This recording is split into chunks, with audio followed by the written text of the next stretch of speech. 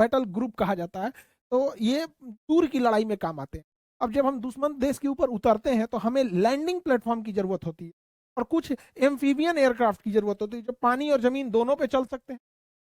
Landing aircraft एक बड़े होलो खोखले शेप के होते हैं जिनके अंदर टैंक ट्रक सैनिक भर दिया जाता है और ये जहाजों को दुश्मन देश के पास ले आके लगा दिया जाता है। और दुश्मन देश के पास लगा दिया जाता है, इसमें से हमारे सैनिक जो होते हैं इसके ऊपर निकल के हमला कर सकते हैं, इसलिए इसे हम लैंडिंग प्लेटफॉर्म के तौर पे। अगला जो होता है सुपर फास्ट के तौर पे यूज होता है होवरक्राफ्ट। होवरक्राफ्ट के नीचे एयर भरा होता है, ये बहुत तेज गति से आगे बढ़ते हैं। यहाँ पर होवरक्राफ्ट छोटे साइज के होते हैं, ये एंटी शिप पे हमला कर सकते हैं। किसी भी जगह पे अचानक पहुंचना है, तुरंत जल्दी से पहुंचना कंडीशन में होवरक्राफ्ट का यूज ज्यादा किया जाता है। अब मेन बैटल को समझते हैं, डिस्ट्रॉयर क्या होते हैं। विमान वाहक पोत जो एयरक्राफ्ट कैरियर होता है वो बहुत बड़े साइज का, के बाद अगर सबसे ज्यादा किसी का यूज होता है तो डिस्ट्रॉयर का होता है, हिंदी में विध्वंसक कहते हैं। ये बहुत विशाल आकार का जहाज होता है, जैसे हमारा कोलकाता का क्लास का डिस्ट्रॉयर वगैरह, ये सब बहुत विशाल आकार के। इनमें हर तरह के हथियार होते हैं, पनडुब्बी को मारने के लिए, एयरक्राफ्ट को मारने के लिए, शिप मारने के लिए, सरफेस टू एयर हवाई जहाज को मारने के लिए, माइन स्वीपिंग, हर तरह के हथियारों से ये लैस होते हैं। इनका आकार बहुत बड़ा होता है, इस वजह से ये तुरंत टर्न नहीं ले पाते, इसीलिए इनका ही एक छोटा रूप बनाया गया। सेम यही चीज होकर थोड़ा छोटा रूप बनाया गया जिसे हम फ्रीगेट कहते हैं। फ्रीगेट कंपेरेटिवली डिस्ट्रॉयर के तुलना में थोड़ा छोटे होते हैं, जिस वजह से इनके पास हथियार कम आता है, मिसाइलें कम होती हैं, बट ये हल्के होने के कारण बड़ा तेज मूव कर लेते हैं, तुरंत अपना लोकेशन बदल देते हैं, जिस पर हमला करना थोड़ा मुश्किल। डिस्ट्रॉयर का ही छोटा रूप जो होता है वो फ्रीगेट होता है। डिस्ट्रॉयर दूर तक हमला करता है, फ्रीगेट कम दूरी तक मारता है, मीडियम रूज। और सबसे छोटा आकार का जंगी जहाज जो होता है उसे कॉर्वेट कहते हैं। कॉर्वेट जो होते हैं बहुत छोटे आकार के होते हैं, बहुत दूर तक नहीं जा पाते, लेकिन बहुत तेज मुनेवरेबल होते हैं, ये सब बड़ी तेज घूम जाते हैं, सब छोटे छोटे साइज के ही होते हैं। यहाँ पे बेसिकली इन्हें मिसाइल लॉन्च करने के लिए ही यूज किया जाता है। छोटे होते हैं, कहीं जाके किसी जहाज को मार के चले, और इन्हें ना पकड़ना भी बड़ा मुश्किल। रडार में पकड़ाते हैं तो ऐसा लगता है मछली मारने वाला जहाज है, लेकिन बड़े घातक होते हैं। भारतीय नौसेना इसकी अहमियत को समझती थी। 1971 के युद्ध से पहले भारतीय नौसेना की तैयारी थी ऐसे ही कॉर्बेट्स को, जो मिसाइल कॉर्बेट जहाजें थे, इन्हें रसिया से प्राप्त करना। रसिया का एक जगह है व्लादिवोस्टक, ज्योग्राफी में आपको पढ़ाया था। व्लादिवोस्टक से एक ट्रेन जाती है सेंट पीटर्सबर्ग तक, दुनिया की सबसे लंबी रेल मार्ग है, ट्रांस साइबेरियन का। ट्रांस मतलब इस पार से उस पार, साइबेरिया इधर का भाग साइबेरिया कहलाता है, ये वाला भाग यूरेशिया कहलाता है। खैर ये तो ज्योग्राफी का पार्ट होगा। ये जगह है व्लादिवोस्टक। तो व्लादिवोस्टक में भारत ने 1971 के जंग के मद्देनजर रखते हुए यहाँ रसिया को ऑर्डर दिया कि कुछ मिसाइल कॉर्बेट बनाने के लिए। कॉर्बेट छोटे होते हैं, तो मिसाइल को लगाया गया। स्टिक मिसाइल्स थी, बहुत बेहतरीन निशाना लगाती थी, एनालॉग। यहाँ ये बना दिया गया और यहाँ से इन कॉर्बेट को कोलकाता लाया गया। ये इतनी छोटी होती है कि अपने से नहीं आ सकती, फ्यूले खत्म हो जाता, इस जगह पेट्रोल भरना पड़ता है, इसलिए इन्हें दूसरी जहाज पे लाद के कोलकाता लाया गया। फिर कोलकाता से उतारा गया क्रेन की मदद से पानी में, और उसको रसरी से बांध के, मोटका रस्सा रस्सा से बांध के कलकत्ता लाया गया। कलकत्ता से मुंबई लाया गया, कहा गया कि यहाँ तुमको खड़ा रहना है, क्योंकि 1971 में पाकिस्तान की कमर तोड़ना। क्या दिए 71 का जंग भी चालू हो गया। पता चला कि ये आधी रास्ते जाएंगे तो इनका फ्यूल खत्म हो जाएगा। अब ये जाए कैसे जाए भैया, ये तो दूर तक जा ही नहीं सकती है। तब दिमाग लगाए, देखो बड़का जहाज लाया गया और कहा गया कि देखिए भैया, बड़का जहाज जो रहेगा ना, ये बड़ा वाला जहाज इन लोग को खींचेगा, बड़ा वाला जहाज खींचेगा और यहाँ तक ले आके छोड़ देगा। सोचिए, खींच के टोचन करके ले गया गया इन जहाजों को।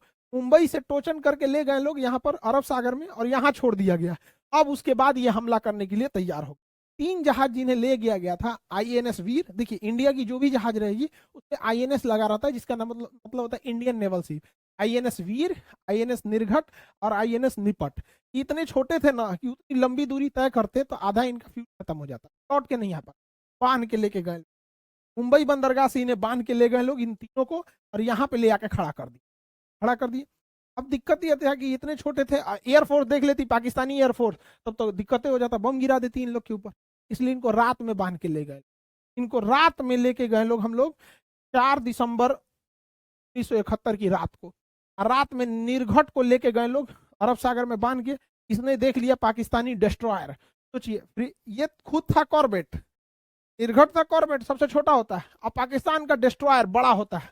डिस्ट्रॉयर का नाम था खैबर, खैबर का खैरियत ले लिया। निर्घट ने खैबर का ऐसा खैरियत लिया, ऐसा खैरियत लिया, मारा दुद्दू को मिसाइल ले धड़ाधड़, ऐसा खैरियत लिया कि बेचारा वहीं डूब गया। क्या खैरियत लेने वाला खैबर डूब गया। तो अब इतना छोटा जहाज जिसको टोचन करके ले गया गया, मार के डुबा दिया Pakistan. PNS Pakistani naval ship का खैबर जहाज अब जमींदोज हो चुका। जमींदोज का मतलब जमीन के अंदर चला गया। पाकिस्तानी भाई भी देख रहे होंगे तो अच्छे से समझ में आज समझने में ऐसे भी जाने जाते हैं कि किसी को तकलीफ ना हो, चाहे कोई भी देश का हो, उसे तकलीफ नहीं होना चाहिए। खैर, अब जमींदोज उर्दू अल्फाज है, इसको अच्छे से समझते हो। आगे बढ़ते हैं। अभी 3 को गया था सब, इसको एक और को ठेल के ले गए यहाँ पर, उसका नाम था वीर, INS वीर। इसने देख लिया INS मुहाफिज को। अब मुहाफिज जो जहाज था बड़ा खतरनाक था, उस समय का माइन स्वीपर था, बड़ा एडवांस जहाज था मुहाफिज को। इसने भी मारा एक मिसाइल, INS मुहाफिज, PNS INS नहीं जी, INS तो वीर के आगे लगेगा ना, इंडियन नेवल शिप, इसके आगे PNS लगा था, PNS मुहाफिज। मारा धाए से PNS मुहाफिज भी डूब। खुदा हाफिज ए मुहाफिज, खुदा हाफिज, अब अलविदा, भी डूब गए। PNS मुहाफिज क्या हो गया, डूब गया, पानी में डूब गया यहाँ पे। अब अगला नंबर था, अगला जो जहाज गया था 3 भगिया के ले गए थे, ये और खतरनाक था, इसका नाम था निपट, INS निपट।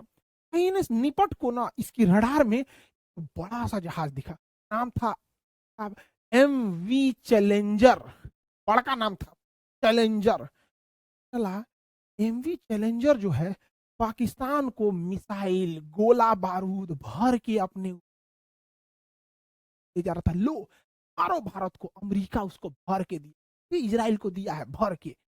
भारत ने कहा भर के देगा, मारेगा हम लोग को। निपट ने कहा आओ हम तुमको निपटा देते हैं। तो INS निपट जो कॉर्बेट क्लास का जहाज, इतना छोटा जो जा नहीं सकता था, मारा धड़ाम से मिसाइल चैलेंजर पे। MV चैलेंजर तहस नहस हो गए। अब बिना कुछ बचाए 30 सेकंड के अंदर जमीन दोज हो गए, पानी दोज हो गए, जमीन दोज नहीं जी, पानी दोज, पानी में चल बर्बाद हो गया। गोला बारूद भी तहस नहस हो गया। ये निपट, निपट शरीफ नहीं था, लौटने टाइम भी सोचा कि एगो को निपटा के आते। तो जब ये लौट रहा था, जब ये लौट रहा था वापस, तो इसे कहा कि लौटने टाइम ना कराची बंदरगाह पास एक ऑयल डिपो था, नाम था उसका किनारी, किनारे पे था किनारी ऑयल डिपो। सोचिए ये निपट नाम का जहाज इतना बदमाश था कि लौटने टाइम 2 मिसाइल मार दिया इस पे, किनारी ऑयल फील्ड पे। अब मार धधक के लग गया किनारी ऑयल फील्ड। पाकिस्तान में ऑयल शॉर्टेज हो गया, क्या सबसे बड़ा ऑयल डिपो में उधिया गया, तभी ऑयल शॉर्टेज, तहस नहस हो गया किनारी ऑयल, जहाज लौट के चल। समझ में आ रहा है कि नहीं आ गया? सोचिए सबसे छोटे जहाज माने कॉर्बेट, इतनी क्षमता नहीं थी कि जा सके, ठेल के ले गए थे लोग, वहां जाके ये इतना तबाही मचा था, वहां इतना भयंकर तबाही। देखिए हम आपको इस तरह से समझाएं, थोड़ा ना आज थोड़ा हम आपको ग्राफिक्स की मदद से समझाते हैं, एनिमेशन के माध्यम से इसी चीज को। आप बताइएगा कि आपको कौन सा मेथड सही लगता है, अभी जो ये वाला बताए हैं या ग्राफिक्स वाला, थोड़ा इसको आप समझाइएगा। हम दूसरे मेथड से इन्हीं तीनों हम लोग को हम दोबारा समझाते हैं। देखिए अब हम इसी चीज को एनिमेशन से समझते हैं, कैसे पाकिस्तान के तीनों जहाजों को एक छोटे से कॉर्बेट ने डुबा दिया है, रस्सी से बांधकर आगे की ओर ले जाया गया। इसमें जो रस्सी से थे निर्घट, वीर और निपट, ये कॉर्बेट थे। आगे जाने के बाद स्ट्राइक संभालता है निर्घट, और निर्घट के रडार में जैसे खैबर आता है यहां से हमला कर देता है, खैबर के ऊपर यह हमला, और इसके हमले में खैबर डूब जाता है। इसके बाद अगला नंबर आता है वीर, वीर यहां से हमला करता है मुहाफिज पे, और मुहाफिज वहीं पर डूब जाता है। इसके बाद निपट, निपट ने चैलेंजर पे हमला किया, यहाँ चैलेंजर को भी डुबा दिया। निपट लौटने से पहले हमला कर देता है ऑयल फील्ड, ऑयल फील्ड पर हमला कर, और ये ऑयल फील्ड को तबाह कर दिया। तबाह करने के बाद ये अपने बेस पर लौट कर चले आते, लौट के आ गए लोग अपने। देखिए अब आपको हम दोनों दिखा दिए, इमेज बैकग्राउंड के हिसाब से भी और एनिमेशन के हिसाब से भी। आप थोड़ा बताइएगा कि आपको इमेज वाला में ज्यादा अच्छा से समझ में आ रहा है या फिर एनिमेशन वाले में अच्छा से समझ में आ रहा है। आप जैसा बोलिएगा उसी हिसाब से आगे कंटिन्यू करेंगे हम लोग। खैर हम अपने टॉपिक पे आते हैं। कराची के इस किनारी ऑयल डिपो में इतना भीषण आग लगा था कि जब ये ब्लास्ट हुआ और जब निपट के सैनिकों ने अपने डेक पर आके इस आग की ज्वाला को देखा था, इस धधकते हुए आग को, तो उन्होंने कहा था कि इससे बड़ा हम लोग ने कभी दिवाली नहीं देखा। उन्होंने कहा कि सबसे बड़ा बोन फायर था। अंग्रेज सब ना कौड़ा जला के आग तापता है, सब तो उसको बोन फायर बोलते, अलाव, देहात में उसको अलाव बोला जाता है। कौड़ा जला के आदमी गाय भैंस के आगे रख देता है। अंग्रेज सब जितना ही पढ़ा लिखा है, सब ने ज्यादा पढ़ ले, उसको बोन फायर बोलता है, बोन फायर। हमको लगा कि बहुत बढ़िया चीज होगा, बाद में समझ में आता कौड़ा जलीले है।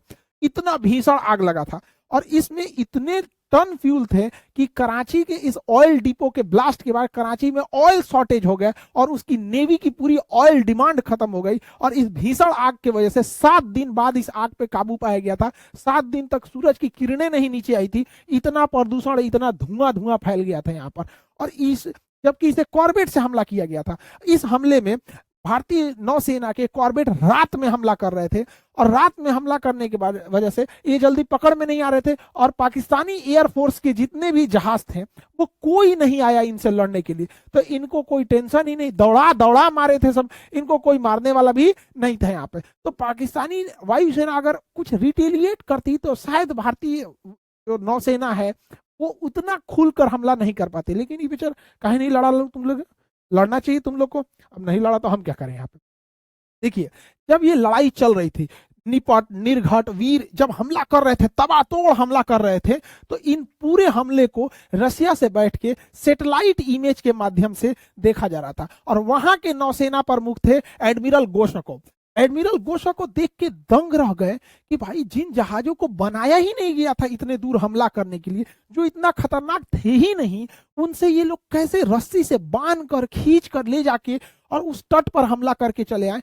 तो इन्होंने कहा कि हम जाकर भारत के उन सैनिकों से मिलना चाहते हैं। तो ये भारत आए थे स्पेशली उन सैनिकों से मुलाकात करने के लिए। एडमिरल गोशकोव, जब भी कोई नौसेना का प्रमुख आता है तो उन्हें हम लोग नौसेना की परंपरा के हिसाब से भोज पर आमंत्रित करते हैं और वो भोज नौसेना के बड़ी जहाजों पर दिया जाता है। हालांकि ये कॉर्बेट पे ही, उस आईएनएस वीर निर्भट पे ही जाना चाहते हैं, बट वो इतना छोटे थे कि इतने बड़े अधिकारी को भोज के लिए वहां आमंत्रित नहीं किया जा सकता था। तो एडमिरल गोशकोव को आईएनएस विक्रांत पर आमंत्रित किया गया भोज करने के लिए वहां पर। और आईएनएस विक्रांत उस समय 71 की लड़ाई का हीरो था। इस एयरक्राफ्ट कैरियर पर इन्हें लाया गया एडमिरल गोशकोव को। उस समय भारतीय नौसेना के प्रमुख थे SM Nanda, admiral SM Nanda. और एडमिरल एसएम नंदा से इन्होंने अनुरोध किया कि हमें उन लोगों से भी मुलाकात करनी है जो इस लड़ाई में कॉर्बेट चला रहे थे। वहां इन्होंने भोज किया और मुलाकात किया एसएम नंदा से वहां पर। एडमिरल गोशकोव एक बहुत बेहतरीन नौसेना प्रमुख थे। जब ये रशियन नेवी से रिटायर हो गए तो इनके नाम पर विमान वाहक पोत बनाया गया। विमान वाहक पोत का नाम था गोशकोव, इन्हीं के नाम पर बनाया गया था, एडमिरल गोशकोव के नाम। ये विमान वाहक पोत बनाया गया था यूएसएसआर, सोवियत संघ, union of Soviet socialist Republican, Russia का पुराना नाम था। 1991 में रसिया 15 भागों में टूट गया। इतना भीषण टूटा, अर्थव्यवस्था तहस नहस हो गई। एडमिरल गोशकोव जो जहाज था बेसिकली हेलीकॉप्टर कैरियर था। ये हेलीकॉप्टर को ले जाने के लिए डिजाइन किया गया और मिसाइल लॉन्चिंग ट्यूब्स थे सब यहाँ पर, जो हमला करने के लिए भी थे वहां पे पहले से वहां। तो एडमिरल गोशकोव को खर्चा चलाना इतना टफ हो गया था कि रशियन गवर्नमेंट इसे अब सरवाइव नहीं कर पाई और ये वैसे ही पड़ा हुआ था। इंडियन नेवी की इस पे नजर गई। इंडियन नेवी ने इसे सेकेंड हैंड खरीद लिया, एडमिरल गोशकोव को सेकेंड हैंड खरीद लिया। लेकिन इंडियन नेवी को हेलीकॉप्टर कैरियर की जरूरत नहीं थी, उसे एयरक्राफ्ट कैरियर की जरूरत थी। इसे रिनोवेट करके हेलीकॉप्टर से हटाकर दोबारा इसी को हम लोगों ने एयरक्राफ्ट कैरियर में कन्वर्ट करा लिया और एडमिरल गोशकोव हो गया आईएनएस विक्रमादित्य। तो आईएनएस विक्रमादित्य का पुराना नाम एडमिरल गोशकोव।